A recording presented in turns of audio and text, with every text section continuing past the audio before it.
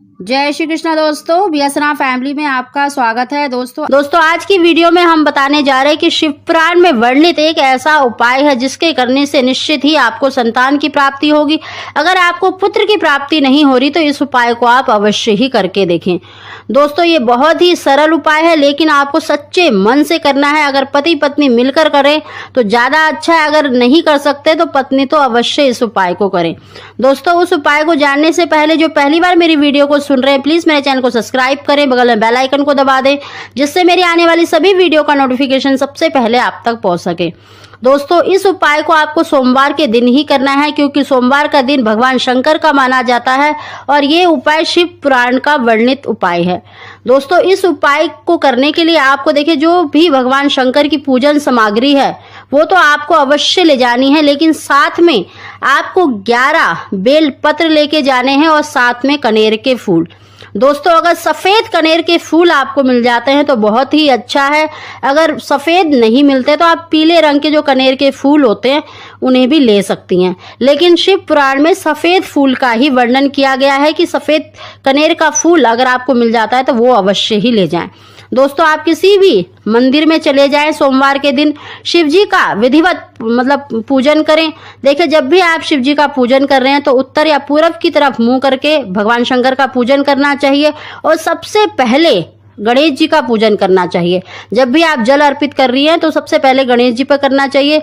ओम श्री गणेशाय नमः कहते हुए जल अर्पित करें, पूरे परिवार का पूजन करें। और जब भी पूजा समाप्त कर लेते हैं तो उसके बाद आपको कभी भी जब शिव जी के मंदिर से बाहर निकल रहे हैं तो पीठ नहीं करनी चाहिए, हमेशा अपना मुंह शिव जी की तरफ करते हुए बाहर निकलना चाहिए। दोस्तों इस तरह से आपको पूजन करना चाहिए। दोस्तों इसके साथ ही देखिए, आप जब भी शिव जी का पूजन कर रहे हैं तो इसी तरह से पूजन किया करें, और इस उपाय में भी आपको इसी तरह से पूजन करना है। शिव जी का पूजन करें, जो भी आपने सामग्री ली है, रोली मोली, उन सभी से भगवान शंकर का, माता पार्वती का, गणेश जी का पूजन करें, पूरे शिव परिवार का पूजन करें। और जो आपने बेल पत्र लिए 11 बेल पत्र, उनको ओम नमः शिवाय कहते हुए शिवलिंग पर अर्पित करें। और साथ में जो आपने कनेर के फूल लिए हैं उनको भी ओम नमः शिवाय कहते हुए भगवान शंकर पर अर्पित करें। और आरती करने के बाद, पूजा करने के बाद अपनी मनोकामना नंदी जी के बाएं कान में अवश्य ही बोले। और उनको बोलने की विधि भी मैंने आप पहले की वीडियो में डाल रखी है। उनको आप किसी भी मीठी वस्तु का भोग लगा सकती हैं नंदी जी को, जब आप अपनी मनोकामना बोल रही हैं। दोस्तों पूजा करने के बाद आपको एक कनेर का फूल, चाहे आपने सफेद चढ़ाया है चाहे आपने पीले रंग का चढ़ाया है, एक कनेर का फूल आपको प्रसाद के रूप में घर लेके आना है और अपने घर के मंदिर में रख देना है। और भगवान शंकर से उस समय पर भी देखिए, मंदिर में तो मनोकामना बोलनी ही है, और अपने घर में जब आप उस फूल को रख रहे हैं उस समय पर भी अपनी मनोकामना अवश्य ही बोलनी है कि हे शंकर भगवान, मैं आपके प्रसादी के रूप में इस फूल को घर लेके आई हूँ, जल्दी ही मेरे घर में भी ऐसा ही फूल खिल जाए, मुझे संतान की प्राप्ति हो जाए। अगर पुत्र की कामना है तो पुत्र की कामना के लिए प्रार्थना करें। दोस्तों कुछ दिनों में जब वो फूल सूखने लग जाए तो आपको उसको अपने घर के किसी भी गमले में दबा देना है। ऐसा दोस्तों आपको 21 सोमवार करना है। देखना निश्चित ही आपको संतान की प्राप्ति होगी, पुत्र की प्राप्ति होगी।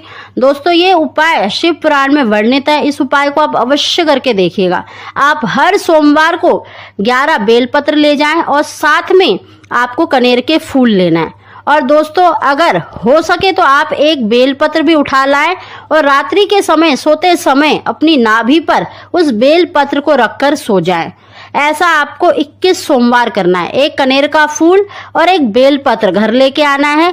फूल को आपको अपने घर के मंदिर में रखना है और जब वो सूखने लग जाए तो किसी भी गमले में उसको दबा दें।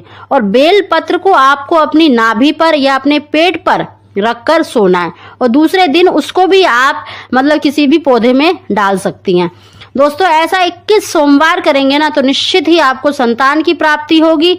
जो भी आपकी मनोकामना है, चाहे पुत्र संतान की है, तब भी आपकी मनोकामना अवश्य ही पूरी होगी। दोस्तों इस उपाय को इसी विधि से करें जैसे मैंने आपको बताया है। अपनी मनोकामना अवश्य ही बोलें, अपने मंदिर में भी बोलें, और जब आप शिव जी का पूजन कर रहे हैं उस समय पर भी अवश्य ही बोलें, तो निश्चित ही आपको संतान की प्राप्ति होगी। दोस्तों अगर आपको हमारी जानकारी, हमारी वीडियो पसंद आई हो तो प्लीज़ इसको लाइक अवश्य करा करें और मेरे चैनल को सब्सक्राइब करना ना भूलें।